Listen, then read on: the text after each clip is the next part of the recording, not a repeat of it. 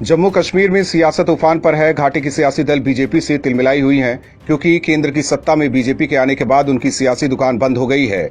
वहीं अब film the Kashmir files के सामने आने के बाद एक बार फिर जम्मू कश्मीर पर सियासत शुरू हो गई है। पीडीपी और नेशनल कॉन्फ्रेंस बीजेपी और केंद्र सरकार पर ताबड़तोड़ हमले बोल रहे हैं। विपक्षी दलों का आरोप है कि फिल्म में जो दिखाया गया है वो सच नहीं है, जबकि बीजेपी फिल्म की जमकर तारीफ कर रही है। दूसरी तरफ फिल्म के बहाने अब पीडीपी प्रमुख महबूबा मुफ्ती ने केंद्र सरकार पर आरोप लगाया है। महबूबा का कहना है कि बीजेपी देश को बांटने का काम कर रही है और धार्मिक आधार पर बांटकर देश को दूसरे विभाजन की तरफ धकेल रही है।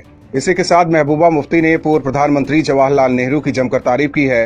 दरअसल महबूबा मुफ्ती जम्मू में पार्टी के कार्यकर्ताओं को संबोधित करने पहुंची थी। इस दौरान उन्होंने कहा कि पाकिस्तान के संस्थापक मोहम्मद अली जिन्ना ने देश को बांटा था, लेकिन आज देश को सांप्रदायिक आधार पर बांटने का काम किया जा रहा है। ये लोग फिर बंटवारा चाहते हैं। उन्होंने बीजेपी पर हमला बोलते हुए कहा कि गांधी के हत्यारे गोडसे की विचारधारा को मानने वाले हजारों लोग इस देश में हैं। महबूबा मुफ्ती ने कहा कि पीडीपी गांधी की विचारधारा को कभी खत्म नहीं होने देगी।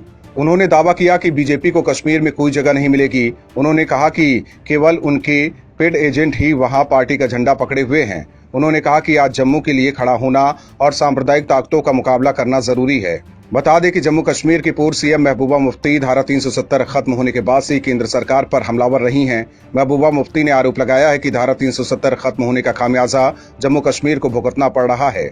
हालांकि धारा 370 हटने के बाद घाटी में शांति है, पत्थरबाजी भी बंद है। बावजूद इसके महबूबा को परेशानी हो रही है। वहीं महबूबा मुफ्ती के अलावा नेशनल कॉन्फ्रेंस भी बीजेपी पर कुछ इसी तरह का आरोप लगाती रही है। हालांकि मामला पिछले कुछ दिनों से शांत था, लेकिन फिल्म द कश्मीर फाइल्स आने के बाद घाटी पर राजनीति एक बार फिर शुरू हो गई है। Bureau report, OMH news. और भी वीडियोस देखने के लिए चैनल को सब्सक्राइब करें और बेल आइकन को दबाएं।